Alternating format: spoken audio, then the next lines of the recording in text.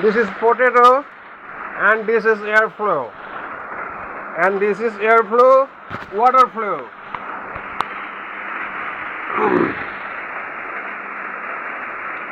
এনেকুৱা এটা কণ্ডিশ্যনত থাকি মানুহৰ মানে মোৰ এটা ইণ্টাৰেষ্টিং লাগে, বিৰাট ইণ্টাৰেষ্টিং লাগে।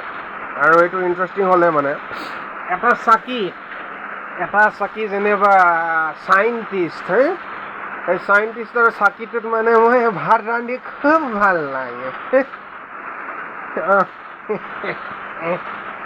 এতিয়া এইটো এডুকেশ্যন ল'বলৈ হ'লে মানুহ বহুত ধপাত খাব লাগে।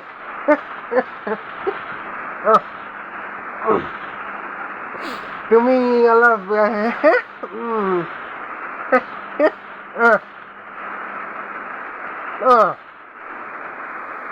এতিয়া এনেকুৱা ঠাণ্ডা দিনত, বৰষুণৰ দিনত বুজি পাইছোঁ আমি